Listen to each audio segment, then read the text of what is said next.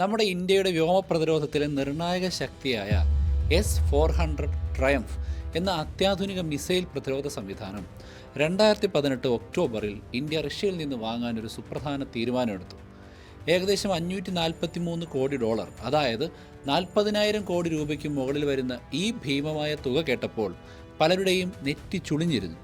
നമ്മുടെ DRDO പോലെയുള്ള സ്ഥാപനങ്ങൾ സ്വന്തമായി ആയുധങ്ങൾ വികസിപ്പിക്കുന്നുണ്ടല്ലോ, പിന്നെ എന്തിനാണ് ഇത്രയും വലിയ വില കൊടുത്ത് റഷ്യയിൽ നിന്ന് ഈ സംവിധാനം വാങ്ങുന്നത് എന്ന ന്യായമായ ചോദ്യം ഉയർന്നു.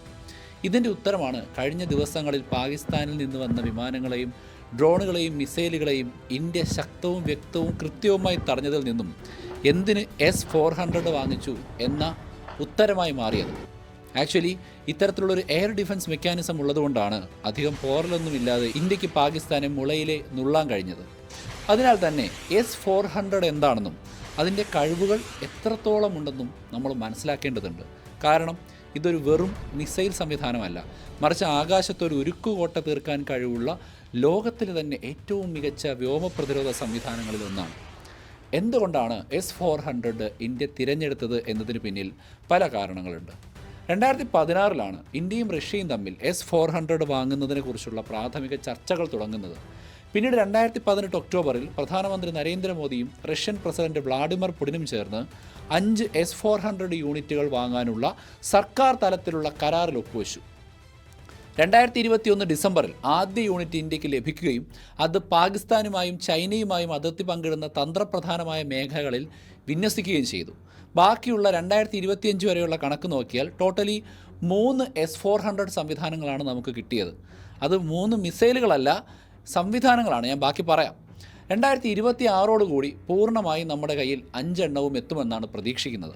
എന്നാൽ ഇന്ത്യ സ്വന്തമായി പ്രതിരോധ സംവിധാനങ്ങൾ വികസിപ്പിക്കുന്നതിനിടയിലും റഷ്യയുടെ S-400 തന്നെ ആശ്രയിച്ചതിന് പിന്നിലെ പ്രധാന കാരണങ്ങൾ ഇതൊക്കെയാണ്. ഒന്നാമതായി, S-400 കടലാസിലെ കണക്കുകൾ മാത്രമല്ല, യഥാർത്ഥ യുദ്ധ സാഹചര്യങ്ങളിൽ കഴിവ് തെളിയിച്ച യുദ്ധമുഖത്തെ ഒരു വീരനാണ്. റഷ്യ 2007 മുതലും ചൈന 2018 മുതലും ഇത് ഉപയോഗിക്കുന്നുണ്ട്.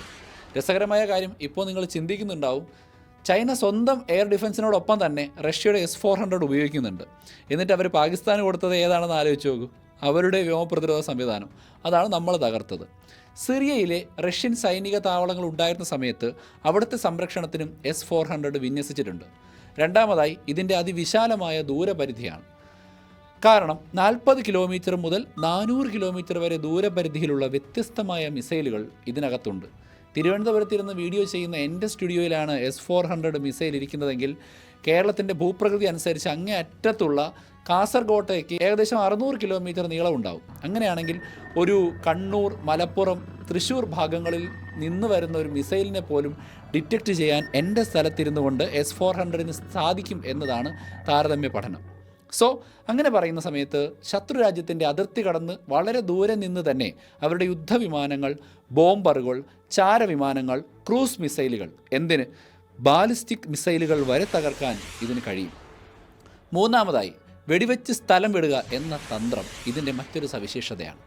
S-400 മിസൈൽ വിക്ഷേപണികൾ വലിയ ട്രക്കുകളിൽ സ്ഥാപിച്ചിരിക്കുന്നതിനാൽ മിസൈൽ വിട്ട ശേഷം വെറും 15 മിനിറ്റിനുള്ളിൽ ഈ വാഹനങ്ങൾക്ക് അവിടെ നിന്ന് മാറി പുതിയൊരിടത്ത് നിലയുറപ്പിച്ച് വീണ്ടും ആക്രമണത്തിന് തയ്യാറെടുക്കാൻ പറ്റും. ഇത് ശത്രുക്കൾക്ക് പ്രത്യാക്രമണം നടത്താനുള്ള സാധ്യത വളരെയധികം കുറയ്ക്കുന്നുണ്ട്. ഇവർ ഈ ലൊക്കേഷനൊക്കെ കണ്ടെത്തി വരുമ്പോൾ നമ്മൾ അവിടെ നിന്ന് പോകും. നാലാമതായി, ഇന്ത്യയുടെ സ്വന്തം വ്യോമ പ്രതിരോധ ശൃംഖലയായ integrated air command and control സിസ്റ്റവുമായി S-400 എളുപ്പത്തിൽ ബന്ധിപ്പിക്കാൻ സാധിക്കും. ഇത് വിവിധ പ്രതിരോധ സംവിധാനങ്ങളെ ഏകോപിപ്പിച്ച് കൂടുതൽ ശക്തമായൊരു പ്രതിരോധ കവചം തീർക്കാൻ സാധിക്കും. എൻ്റെ ഒരു അറിവ് വെച്ചാണെങ്കിൽ S-400 റഡാറുകൾക്ക് ഇന്ത്യയുടെ സ്വന്തം മറ്റ് ഡിഫൻസ് മിസൈലുകളെ കൂടി നയിക്കാൻ കഴിയും എന്നതാണ് ഇതിൻ്റെ അർത്ഥം. S-400 എന്നത് കേവലം ഒരു മിസൈൽ വിക്ഷേപണ വാഹനം മാത്രമല്ല, അതൊരു സങ്കീർണമായ കമ്പ്യൂട്ടർ കൊണ്ട് നിയന്ത്രിക്കുന്ന പ്രതിരോധ സംവിധാനമാണ്. ഒരു ഓർക്കസ്ട്ര പോലെ വിവിധ ഭാഗങ്ങൾ ഒരുമിച്ച് ചേർന്ന് ഒന്നിച്ച് പ്രവർത്തിക്കുമ്പോൾ ഇതിൻ്റെ പൂർണ്ണമായ സംഹാരശേഷി പുറത്തു വരും. ഈ സംവിധാനത്തിലെ പ്രധാനപ്പെട്ട ഭാഗങ്ങൾ മിസൈൽ വിക്ഷേപണ ഭാഗങ്ങൾ അഥവാ TELs ആണ്. വലിയ ട്രക്കുകളിൽ ഘടിപ്പിച്ച ഇവ ഓരോന്നിനും 4 മിസൈൽ കുഴലുകൾ ഉണ്ടാകും.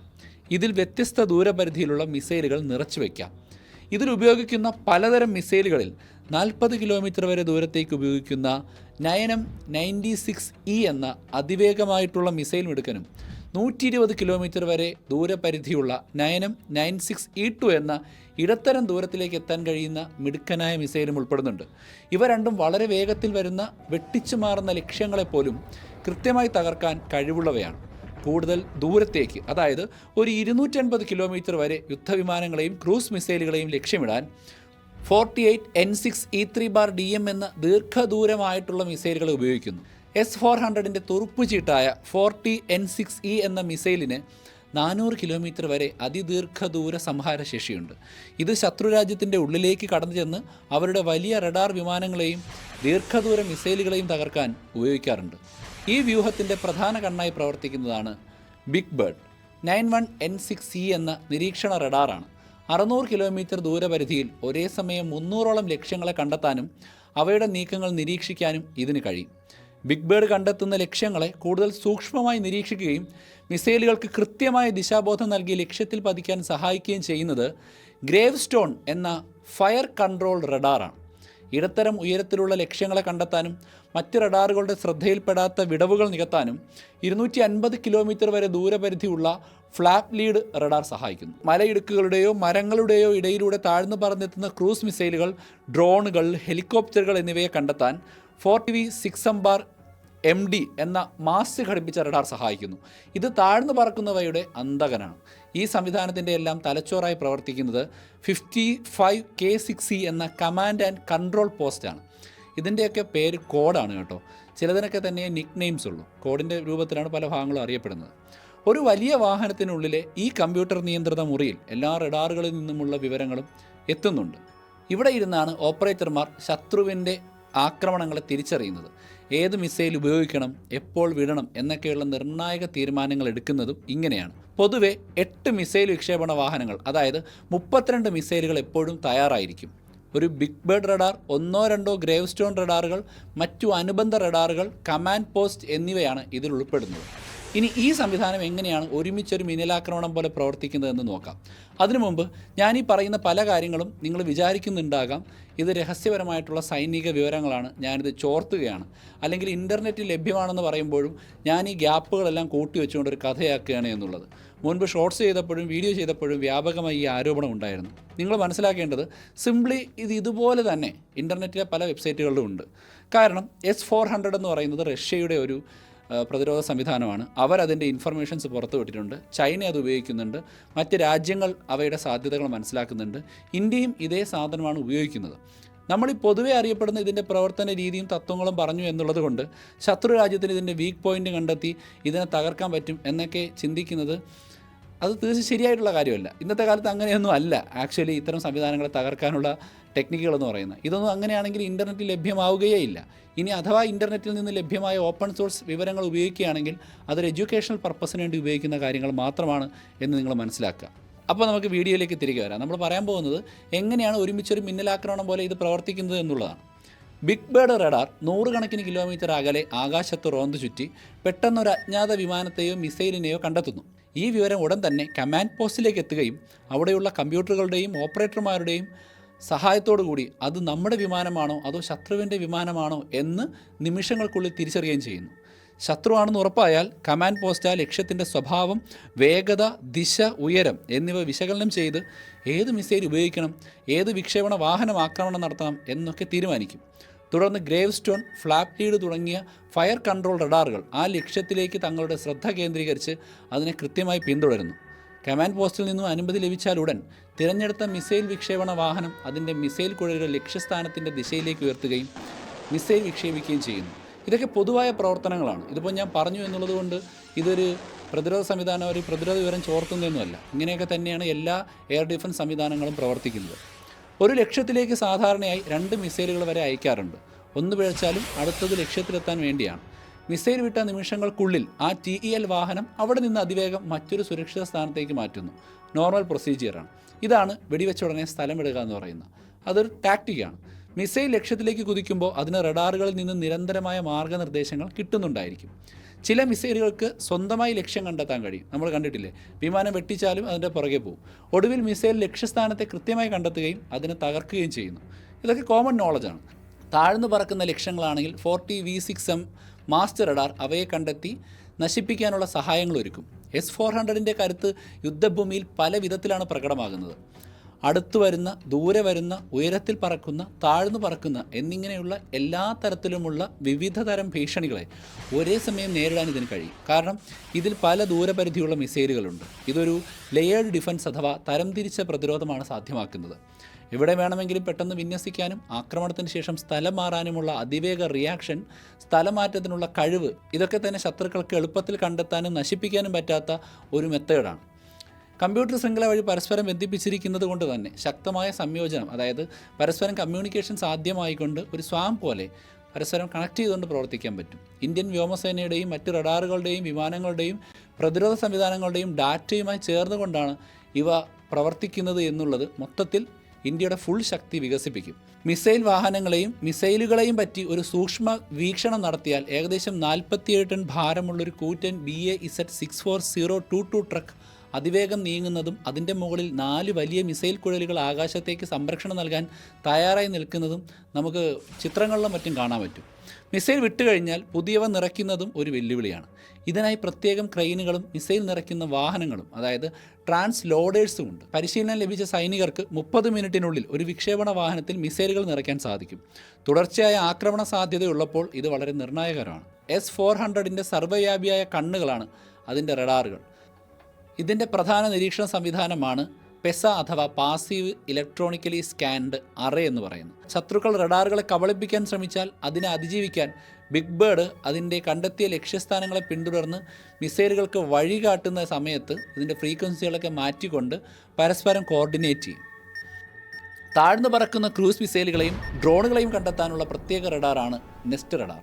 വലിയ റഡാറുകളുടെ കാഴ്ചയെത്താത്ത വിടവുകൾ ഇതാണ് നികത്തുന്നത്. S-400 സംവിധാനത്തിൻ്റെ ഹൃദയവും തലച്ചോറുമാണ് അടുത്ത സംവിധാനം, അതായത് കമാൻഡ് പോസ്റ്റ്. ഒരു വലിയ ട്രക്കിൽ സജ്ജീകരിച്ചിരിക്കുന്ന ഈ മുറിയിൽ കമ്പ്യൂട്ടർ സ്ക്രീനുകൾക്ക് മുന്നിലിരുന്നുകൊണ്ട് air defence commander, radar operations officer, fire control supervisor, communication specialist എന്നിവരടങ്ങുന്ന സംഘം നിമിഷങ്ങൾക്കുള്ളിൽ നിർണായക തീരുമാനങ്ങൾ എടുത്തുകൊണ്ട് യുദ്ധ നിയമങ്ങൾക്കനുസരിച്ച് മിസൈൽ വിടാനുള്ള കമാൻഡുകൾ കൊടുക്കുന്നു. ഒരേ സമയം 36 ലക്ഷ്യങ്ങളെ വരെ നേരിടാനും ആവശ്യമെങ്കിൽ ലക്ഷ്യസ്ഥാനത്തേക്ക് പോയിക്കൊണ്ടിരിക്കുന്ന മിസൈലിനെ വഴിതിരിച്ച് പുതിയ ലക്ഷ്യത്തിലേക്ക് വിടാനും ഇവയ്ക്ക് സാധിക്കും. എത്രയൊക്കെ കേമനാണെങ്കിലും S-400 ചില പരിമിതികളുണ്ട്. അത് നമ്മൾ പറഞ്ഞേ പറ്റൂ. ഇതും ഞാൻ ശത്രുക്കൾക്ക് പറഞ്ഞു കൊടുക്കുന്നതൊന്നുമല്ല, ഇവർ പുറത്തു വിട്ടിരിക്കുന്ന വിവരമാണ്. നിങ്ങൾ അങ്ങനെ തെറ്റിദ്ധരിക്കരുത്. ഭൂപ്രകൃതി കാരണം ചില താഴ്ന്ന പ്രദേശങ്ങളിൽ റഡാർ സിഗ്നലുകൾ എത്താതെ വരുന്ന സമയത്ത് അല്ലെങ്കിൽ സ്ഥലത്ത് ഇതൊരു വെല്ലുവിളിയാണ്. അതുകൊണ്ട് നമുക്ക് കൂടുതൽ അവാക്സ് എന്ന് പറയുന്ന ചാരവിമാനങ്ങൾ ആവശ്യമായി വരും. നമ്മളത് ഉപയോഗിക്കുന്നുണ്ട്. ഇതിൻ്റെ അടുത്ത പ്രശ്നം സ്പെയർ പാർട്ടുകളുടെ അവൈലബിലിറ്റിയും സോഫ്റ്റ്വെയർ അപ്ഡേറ്റുകളും നമ്മൾ റഷ്യയെ ആശ്രയിക്കുന്നു എന്നുള്ളതാണ്. സോ നമുക്ക് റഷ്യയെ വിശ്വസിക്കാൻ പറ്റുമെങ്കിലും വേറൊരു രാജ്യത്ത് നിന്ന് സാധനം കിട്ടുന്നത് വരെ വെയിറ്റ് ചെയ്യുക എന്ന് പറയുന്നൊരു പ്രശ്നം ഇന്ത്യക്ക് വരുന്നത് കൊണ്ട് തന്നെ ഇന്ത്യയിൽ തന്നെ ഭാഗങ്ങൾ നിർമ്മിക്കാനുള്ള ശ്രമം നടക്കുന്നുണ്ട്. അങ്ങനെ ചില പരിമിതികൾ ഇതിനകത്തുണ്ട്. എന്തായാലും ഭാവിയിൽ ഇതിനേക്കാൾ കൂടിയ എയർ ഡിഫൻസ് സംവിധാനം S-500 പോലെയുള്ളവ ഇന്ത്യയിലേക്ക് വരുമെന്ന് പ്രതീക്ഷിക്കാം. നിലവിൽ ബറാക്ക് 8, ആകാശ്, QRSAM തുടങ്ങിയ ഇന്ത്യൻ നിർമ്മിത മിസൈൽ സംവിധാനങ്ങളുമായി ചേർന്നുകൊണ്ടാണ് ഒരു സമ്പൂർണ്ണ വ്യോമ പ്രതിരോധ കവചം ഇപ്പോൾ നമുക്കുള്ളത്. DRDOയുടെ നേതൃത്വത്തിൽ S-400 വേണ്ടിയുള്ള ചില ഘടകങ്ങൾ ഇന്ത്യയിൽ നിർമ്മിക്കാനും നിലവിലുള്ളവ നവീകരിക്കാനുമുള്ള ചർച്ചകളെക്കുറിച്ച് ഞാൻ പറഞ്ഞല്ലോ. ഇത്തരത്തിൽ നോക്കുമ്പോൾ S-400 ഞാൻ പറയാത്ത, എനിക്ക് നോക്കിയിട്ട് കിട്ടാത്ത, നിങ്ങൾക്ക് കിട്ടാത്ത, പബ്ലിക്കലി അവൈലബിൾ അല്ലാത്ത കൃത്യമായ ടെക്നോളജിക്കൽ മെത്തേഡുകളുണ്ട്. ഇതിൻ്റെ പുറമേ കാണുന്നൊരു വർക്കിംഗ് പ്രിൻസിപ്പിളും എല്ലാവർക്കും അറിയാൻ സാധിക്കുന്ന കുറേ വിവരങ്ങളും ചേർത്തുകൊണ്ടാണ് ഞാൻ ഈ വീഡിയോ ഉണ്ടാക്കിയിരിക്കുന്നത്.